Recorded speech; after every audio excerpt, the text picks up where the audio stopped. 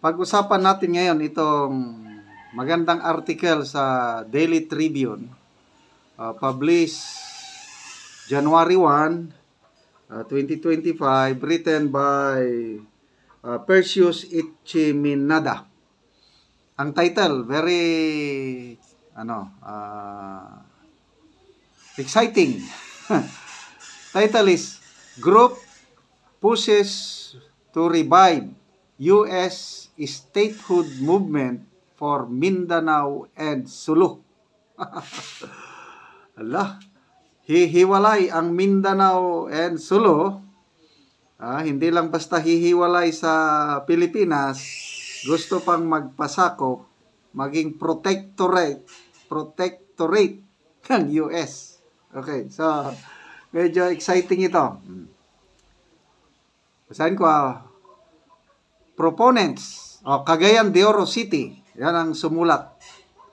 Proponents of the defunct Movement for the Independence of Mindanao, or MIM, are seeking for the help of U.S. Congress to restore the status of Mindanao and Sulu as protectorate of the United States. They based their claim on the Carpenter-Kiram Treaty, which placed Mindanao under U.S. protection. Okay. So, ngayon ko lang ito nalaman, Ang ganda nitong article na ito. Mamaya i-discuss ko ano yung Kiram-Carpenter Agreement na napirmahan noong March 22, 1915. So, background muna. Noong 1899,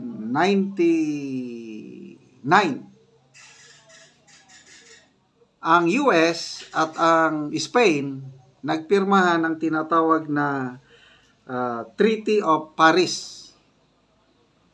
Sa Treaty of Paris na ito, nagkasundo ang Spain na unang nag-colonize sa Pilipinas.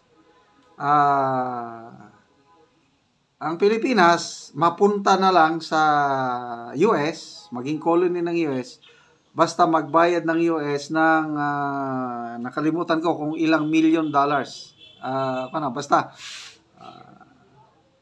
10 million, basta nagbayad ang US sa Spain, okay na. Ang Philippine territory under na ng US, kaya lang lumaban ang mga Pilipino.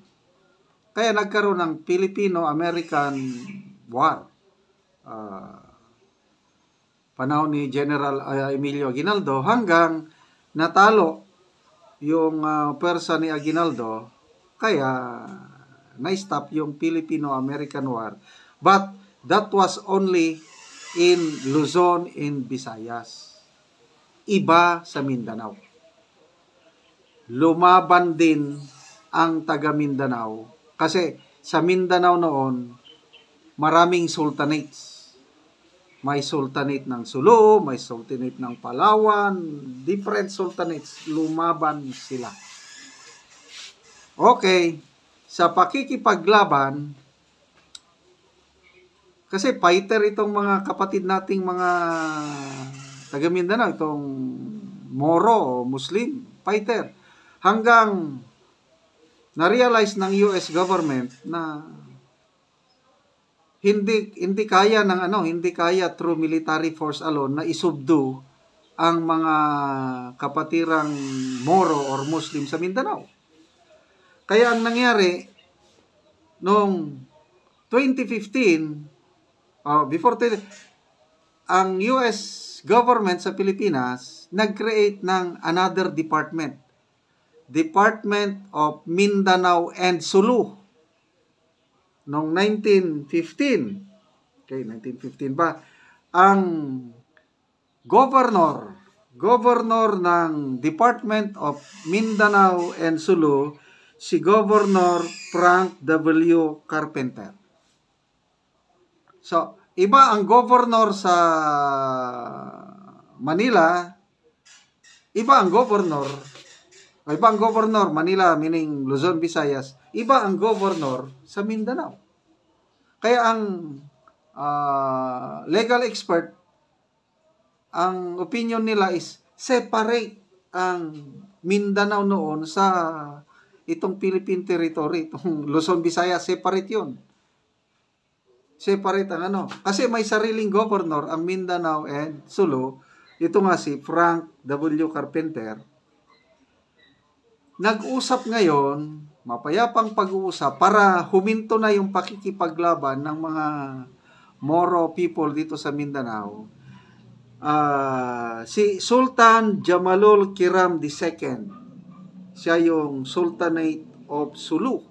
So nag-usap ang Sultanate of Sulu dahil yan ang pinakamalaking sultanate by that time. At saka si Governor Frank Carpenter, nilagdaan nila yung Kiram-Carpenter Agreement noong March 22, 1915.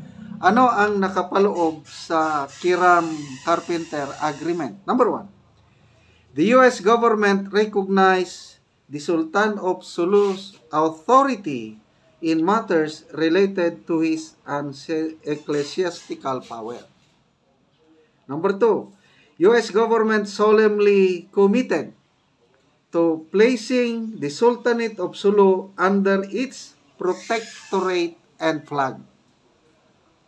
So, ibig sabihin, nung pinirma ditong agreement na ito, protectorate na ng U.S. ang Mindanao and Sulu.